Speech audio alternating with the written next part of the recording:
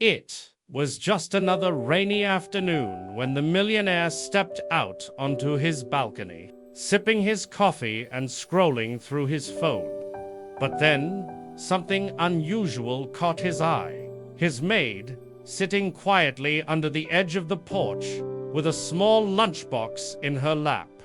The rain poured around her, soaking the ground, yet she didn't move. She wasn't complaining, wasn't hiding, just eating silently, as if she belonged nowhere else. For a moment, he frowned, wondering why she wouldn't simply eat inside, where it was dry and warm. But as he watched, something stirred in him, a feeling he couldn't quite name. In that ordinary moment, a strange curiosity began to grow. Who was she, really? What made her choose the rain over comfort? That simple sight, a woman eating alone under gray skies, was about to change everything he thought he knew about life and humanity. As he walked closer, the sound of raindrops mixing with the soft rustle of her lunchbox grew clearer. He gently asked why she was sitting outside when there was plenty of space in the kitchen. She looked up, startled at first, then smiled faintly and said she didn't want to disturb anyone inside or leave a smell that might bother the family. Her voice trembled, not with fear, but with humility. In that moment, he realized she wasn't eating in the rain by choice. She was doing it out of respect. That quiet act struck him harder than any speech or sermon ever could. It wasn't about food or shelter. It was about dignity and consideration. Her simple gesture revealed a truth he had long forgotten, that those who have the least often carry the greatest hearts. And that realization left him completely silent in the rain. Standing there, watching her quietly finish her meal, he felt something shift inside him. For years, he had measured success by the size of his mansion, the cars in his driveway, and the luxury that surrounded him. But in that simple, rain-soaked moment, all those things felt empty. He began to see how far he had drifted from the values that once guided him: kindness, empathy, and gratitude. This woman, with her soaked clothes and humble heart, carried more grace than all the people he entertained in his glittering parties. He realized that true wealth isn't counted in money or possessions, but in the depth of one's humanity. She had nothing, yet she carried herself with quiet pride and selflessness. For the first time in years, he felt small, not in defeat, but in awakening. That day, the rain washed more than the ground.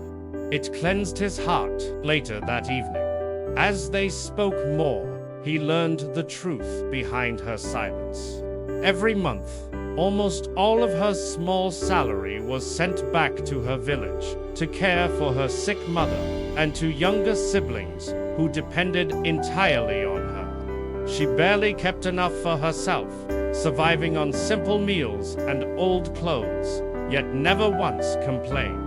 Even when her days were long and her body ached, she smiled and said, "At least I can still help them." Her eyes glistened, not with self-pity, but with love and purpose. The millionaire sat there, speechless, realizing how much strength it took to give so much when one had so little. In that moment, he saw a kind of courage money could never buy, the kind that lives quietly in those who love deeply and expect nothing in return. Her tears, mixed with rain, became his greatest lesson. That night, he couldn't sleep. The image of her sitting in the rain replayed in his mind over and over again. By morning, he made a decision. He called her into the living room, offered her a seat, and gently pushed a warm plate of food toward her. She hesitated at first, unsure if it was real, but he insisted, with a kind smile, For the first time, she ate inside, not as a maid, but as a human being deserving of respect. Moved by her story, he arranged medical care for her mother and education for her siblings.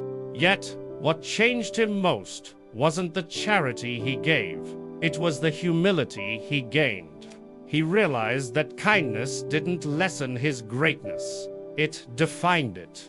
That day, his mansion finally felt alive, not because of its walls, but because compassion had finally walked through its doors. In the days that followed, he couldn't stop sharing her story. At business meetings, family dinners, even in casual conversations, he spoke of the maid who taught him the real meaning of wealth.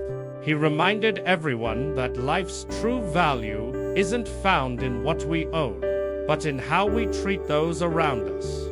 The people who seem small often carry the biggest hearts, quietly holding the world together with their kindness and sacrifice.